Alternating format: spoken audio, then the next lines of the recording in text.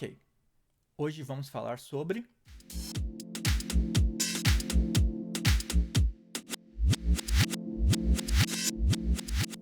Sejam muito bem-vindos à terceira parte da nossa série sobre síntese subtrativa. Nesse vídeo, começaremos abordando o que é modulação.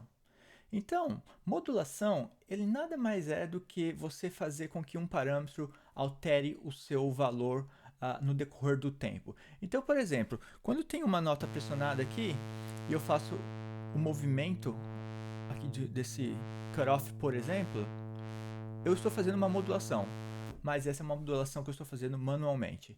Então, quando a gente utiliza o princípio de modulação no contexto de um sintetizador, é usar módulos que vão fazer com que esse movimento seja executado num determinado tempo, seja ele de uma forma única ou cíclica. Então, vamos entrar em detalhes quais são os tipos de moduladores que nós temos mais comumente.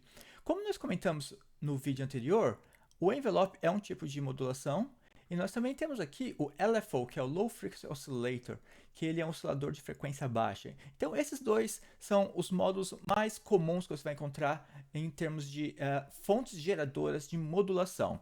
Então, a partir daí, você tem a sua fonte geradora, mas você também pode definir qual é o destino dessa modulação.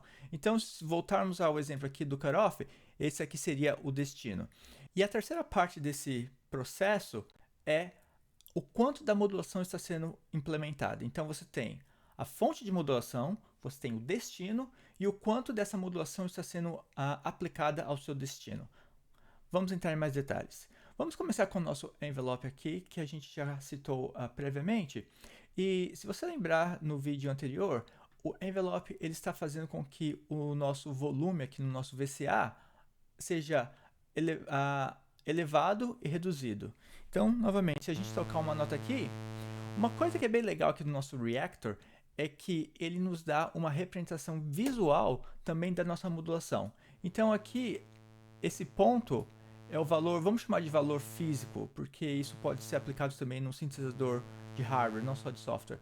Então esse aqui é o ponto físico que você selecionou o seu parâmetro, mas esse círculo aqui ao redor com essa pequena seta é o valor efetivo desse parâmetro. Então, o que significa? Nesse caso aqui, o meu valor físico ele está no mínimo, está no zero, mas quando eu aperto uma tecla, veja o que acontece. Ele elevou ao máximo, ao 100%, quando eu soltei a tecla, elevou ao mínimo. Então, é justamente isso que ele está fazendo. É como se tivesse uma mão invisível aqui que estivesse girando esse parâmetro até o máximo, e quando eu solto a tecla, essa mão invisível vai reduzir ao mínimo. Mas claro, numa velocidade que você provavelmente nem iria fazer com a sua mão. Veja, é instantâneo. Claro que, de acordo com os parâmetros que nós temos aqui, você pode lembrar que a gente vai alterar o formato dessa modulação. Então, isso que é interessante. O que a gente está fazendo? No caso do reactor, quando a gente clica nesse botão aqui, ele mostra o quanto do parâmetro está sendo aplicado. Então, o quanto da modulação está sendo aplicada nesse controlador aqui. Então, você pode ver aqui, ó, ele está no 100%. O que isso significa? Significa que se o meu valor está no mínimo e eu tenho uma modulação aplicada de 100%, quando a minha modulação chegar ao máximo, ela vai chegar ao máximo aqui. Então, novamente, deixa eu até reduzir aqui, ou melhor, aumentar o meu sustain. Então esse é o máximo. Se por acaso eu tivesse um valor intermediário aqui na minha modulação, veja o que acontece. Ele só vai até o quanto eu defini aqui. Se eu aumentar, veja, aqui eu estou mais ou menos no 50%, então ele nunca vai chegar no 100% desse parâmetro, ele vai ficar sempre aqui. Esse seria o máximo da minha modulação, mas novamente coloquei no 100%. Então isso é o quanto vai ser movido esse parâmetro em relação ao sua fonte de modulação. E o envelope é interessante que ele é uma fonte de modulação unipolar, ou seja, ele só move em um sentido. Então, nesse caso aqui, ele vai mover apenas uma modulação positiva, apenas para a direita. Então, vamos até levar aqui mais um pouquinho. Se eu tivesse, vamos supor, mais ou menos aqui, e eu pressionar, o que acontece? Ele vai a partir da minha posição física aqui do meu parâmetro até o máximo. Então é sempre modulando para a minha direita, positivamente.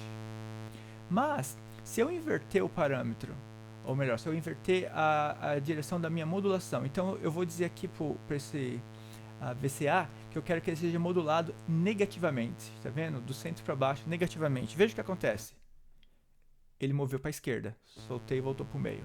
Então, se eu tivesse, por exemplo, totalmente elevado aqui o meu parâmetro, eu pressionei. Então, eu tenho aqui ó, um envelope inverso, porque eu disse na minha quantidade de modulação que eu quero aplicar de forma invertida. Bacana. Então, a próxima forma de modulação seria os LFOs. O LFOs, ele é cíclico. Então, quando a gente estava falando sobre o envelope, você via que ele tem um começo e fim, correto? Então, a partir do momento que eu soltar a tecla, ele vai acabar o ciclo dele e não vai executar mais. Mas o LFO, ele vai ser contínuo, ele nunca vai parar. Então, o que a gente vai fazer aqui? Eu vou estar aplicando, só para variedade, eu vou aplicar esse LFO que a gente tem ao nosso cutoff, só para você ter uma ideia. Então, deixa eu colocar aqui uma modulação positiva. E nesse momento, nós temos uma senoide como fonte geradora dessa modulação. Então, o que você está vendo aqui? Você está vendo que no formato de uma senoide, que é um formato bem constante, digamos assim, ele vai estar movendo apenas para a esquerda. Você fala, mas calma aí, você acabou de falar que o LFO ele é bipolar. Sim, ele é, mas como o meu valor físico está no máximo, ele só tem espaço para mudar no valor negativo, que seria para a esquerda. Você pode ver, quando ele chega aqui no máximo, ele demora um tempo para voltar, porque esse tempo que ele não está fazendo nada é o que teria ido para o lado positivo. Então, se a gente tiver o nosso cutoff no meio, por exemplo, veja o que acontece. Agora sim, ele está movimentando para a esquerda e para a direita, positiva e negativamente. Veja o efeito. Então, mais uma vez, isso aqui seria o mesmo de eu fazer esse movimento aqui com a mão. Mas eu estou fazendo de uma forma automatizada. Se eu colocar no máximo, ele vai do 0 a 100% aqui, no meu caso, como eu tenho o meu parâmetro físico no meio. Mas, novamente, se eu colocar aqui, você veja que ele não tem o mesmo espaço para movimentar à esquerda como ele tem para a direita. Então, ele vai mover mais positivamente do que negativamente. Se eu tiver no mínimo, ele só vai ter espaço para movimentar do lado positivo.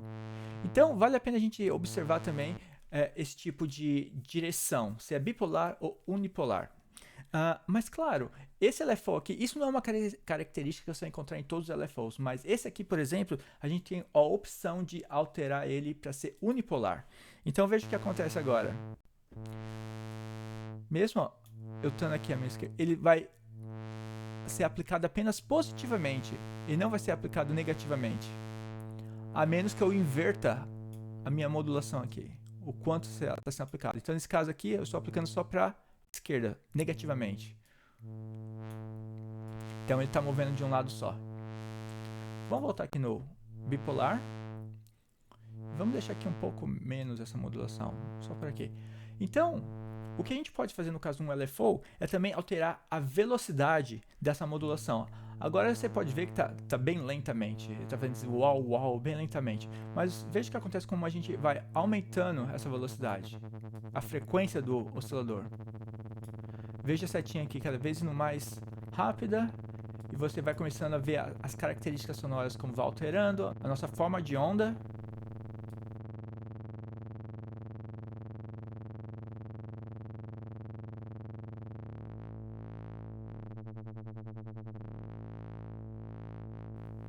Legal. Deixa eu colocar aqui mais devagar. E a gente também tem a opção de alterar o tipo de forma de onda. Então, o tipo de forma de onda vai ditar qual vai ser o movimento que vai ser executado aqui. Você vai ver que as formas de onda são similares à que a gente tem num oscilador convencional. Então, nossa próxima forma de onda vai ser uma triângulo. Você pode ver, ela é muito parecida com a senoide, mas ela tem uma alteração de posicionamento quando chega no mínimo ou no máximo instantânea, ao invés de ser mais gradativo. Nossa próxima forma de onda é a sawtooth, a dente de serra. Então o que acontece? Pode ver, deixa eu aumentar aqui até um pouquinho mais aqui. Ele vai chegar instantaneamente no valor máximo e vai gradativamente reduzir para o valor menor. Deixa eu ver se eu colocar aqui, por exemplo. Veja que interessante. Assim que esse ciclo começar, ele vai instantaneamente para o valor mais alto e vai, de acordo com o seu tempo, ele vai demorar para chegar aqui ao valor mínimo. Nossa próxima forma aqui é a rampa, a ramp. Então ela é exatamente a mesma coisa que a dente de serra, mas ela tem o sentido inverso. Veja, ela começa à esquerda instantaneamente e vai gradativamente chegando ao valor positivo, ao valor à direita. Isso gera também um efeito de modulação diferenciado. Próximo é o quadrado. O quadrado, ele é máximo ou mínimo. Então você pode ver, ó, ele literalmente ele pula de um valor para o outro. Então não vai ter assim meio termo, ele vai ter ou máximo ou mínimo. Veja aqui com a frequência um pouco mais alta. E a gente tem também aqui no caso o chamado sample and hold. O sample and hold ele tem uma frequência aleatória que ele vai ser gerada de acordo com o progresso desse ciclo. Então você é imprevisível, você nunca sabe qual vai ser o próximo parâmetro que ele vai estar. Então, se você colocar isso aqui com uma modulação bem pequena, pode gerar aqui um efeito bem interessante, ou com um valor bem alto, você pode gerar até a simulação de um step sequencer, que seria um sequenciador de steps.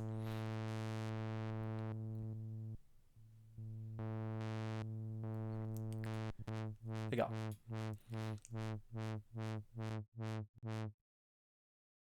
Então, espero que você já tenha tido uma ideia de que você tem as suas fontes geradoras de modulação e o seu destino pode ser qualquer parâmetro.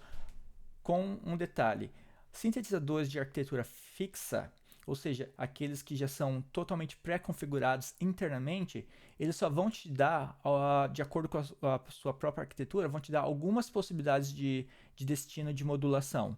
Provavelmente não serão todos os parâmetros que serão moduláveis, mas se você estiver analisando um sintetizador modular, você muito provavelmente vai estar em aberto para você conectar essa fonte de modulação em qualquer parâmetro. Então, no caso do Reactor, ele apesar de ser um software, mas ele é um software modular. Então, eu tenho a capacidade de conectar essa fonte de modulação em qualquer destino. Então, só para nosso exemplo, vamos colocar aqui no nosso oscilador. O que eu vou estar fazendo? Deixa eu modular primeiramente aqui a frequência do nosso oscilador. Veja o que acontece com o LFO. Vamos aumentar aqui a frequência. Esse é o chamado FM, que é o Frequency Modulation.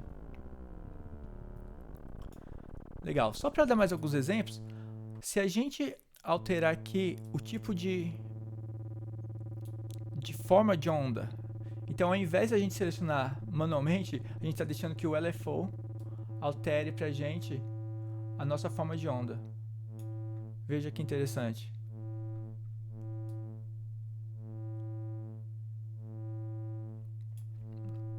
Legal. Outro tipo de modulação que é muito convencional, se a gente for aqui para a nossa square, a nossa quadrado, se você se recordar, nós temos aqui o nosso pulse width, que é a largura do nosso pulso, certo? Então, um efeito muito comum de ser implementado num sintetizador é modular essa modificação aqui da largura com um LFO. Então, vamos lá, vamos implementar aqui. Vamos colocar um valor bem alto. E você começa a ter esse tipo de efeito na sua forma de onda. E você veja que os conteúdos harmônicos mudam completamente. Bacana. Espero que você tenha entendido o que o LFO faz, Mas lembre-se que o LFO nada mais é do que um oscilador. A diferença é que a frequência que ele opera, ele não está nas frequências que nossos ouvidos interpretam como som. Mas, normalmente, um oscilador convencional, ele também é capaz de ser uma fonte de modulação. Vai depender da arquitetura. Alguns vão operar apenas na frequência sonora, a velocidades bem rápidas, mas alguns osciladores, como até o caso do nosso aqui, ele vai nos dar a opção de também ser processado em frequências bem baixas. Então vamos usar o oscilador 2 para modular o nosso oscilador 1. De novo, apenas como exemplo para te dar algumas ideias do que são as capacidades de uma modulação. Então, no caso desse oscilador que nós temos aqui, ele nos dá a opção de desabilitar o nosso teclado, o que nos possibilita que a gente faça com que ele opere em frequências bem baixas. Você pode ver aqui, ó, estou no 13 Hz. Então, o que eu vou fazer? Eu vou modular o oscilador 1 com o oscilador 2. Se você olhar aqui no nosso mixer, o nosso oscilador 2 está mudo, ele está desabilitado. Quer dizer, a gente não vai estar ouvindo nada do oscilador 2. A gente está ouvindo apenas o oscilador 1. Então, sem modulação nenhuma, esse é o nosso oscilador 1. E agora eu vou começar a adicionar modulação da frequência. Veja, ele está numa frequência tão baixa, você até consegue ver aqui no gráfico bem claramente. E aqui também no nosso osciloscópio. E você fala, então, ele está agindo como um LFO. Exatamente como um LFO. Mas o interessante de você fazer uma modulação com um oscillator convencional, um oscilador convencional, ao invés de um LFO, é que você também pode chegar em velocidades de oscilação muito mais altas. Então veja o que acontece aqui.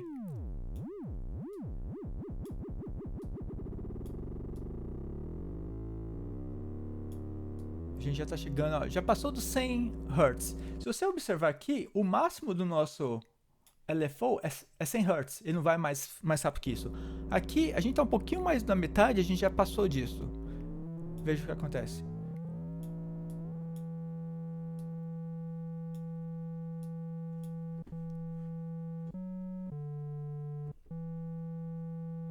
Então você vê como aqui está movendo muito rápido. Até eu posso fazer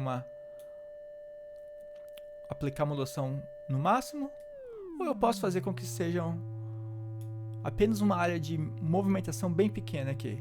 Então, e também posso fazer negativamente, como eu expliquei anteriormente. Então vamos colocar isso aqui embaixo novamente. E vamos aplicar também na nossa Pulse Width Modulation, por que não? Mais uma vez, bem devagar, vamos elevar isso aqui. A Pulse Width modulada com uma frequência alta gera resultados muito interessantes.